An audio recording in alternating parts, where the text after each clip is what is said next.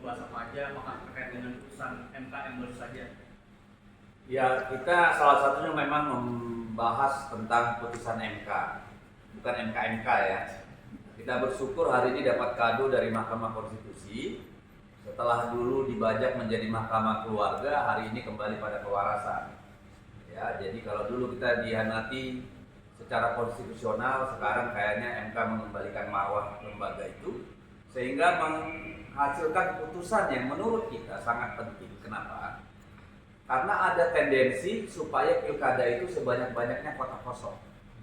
Ya, kedua, ada tendensi supaya dalam pilkada itu PDI Perjuangan tidak bisa bergerak atau mencalonkan diri dengan leluasa. Dan yang ketiga, kami melihat ini adalah kemenangan rakyat melawan oligarki parpol yang ingin membajak demokrasi dengan hanya menghadirkan satu calon di daerah. Ya, ini tentu satu kemenangan saya kira yang penting buat kita semua. Karena dengan putusan yang baru ini maka kita bisa pastikan akan ada lebih dari satu pasang calon di setiap daerah. Artinya kemungkinan kota kosong itu semakin kecil. Dan ini juga akan membuat biaya politik menjadi murah. Karena apa? Tentu partai-partai akan dipaksa untuk memilih pasangan calon terbaik, bukan pasangan calon yang bisa beli atau bayar mahal dari partai-partai politik. Ini tentu satu kemenangan untuk rakyat dan tentunya juga untuk demokrasi. Itu kalau dari sisi saya. Ya, mungkin Bung Adian bisa tambahin.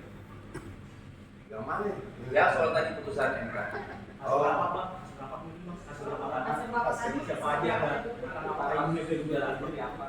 Oh, hasil rapat berjalan dengan baik, konsumsinya lengkap, tidak ada masalah. Tapi terkait dengan hasil MK, begini loh.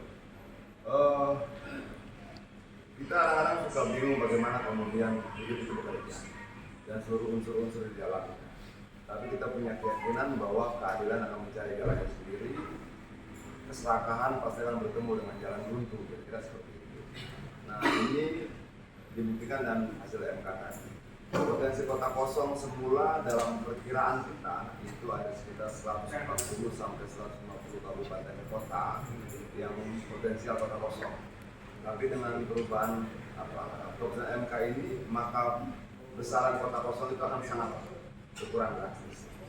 Artinya bahwa akan banyak suara rakyat yang terselamatkan ya, karena hitungannya tidak cuma berdasarkan komposisi kursi saja, tapi komposisi perolehan suara, sehingga partai-partai yang tidak memiliki wakil DPR juga berpotensi untuk bisa mengajukan ya.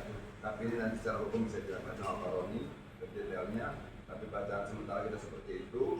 Kita menganggap bahwa semua skenario yang kita duga akan berdampak buruk pada bangsa ini sepertinya tidak akan bisa dijalankan semudah kemarin dengan adanya putusan MK ini.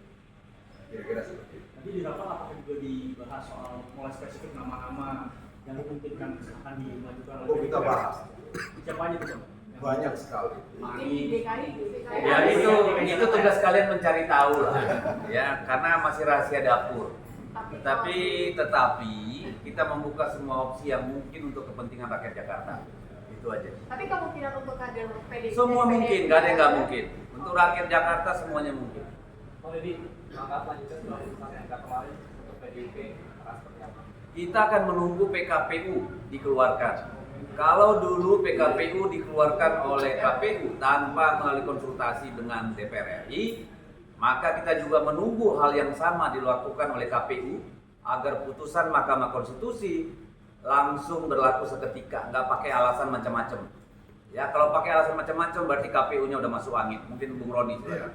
Tapi kalau kemungkinan nanti ya ini akan direalisasikan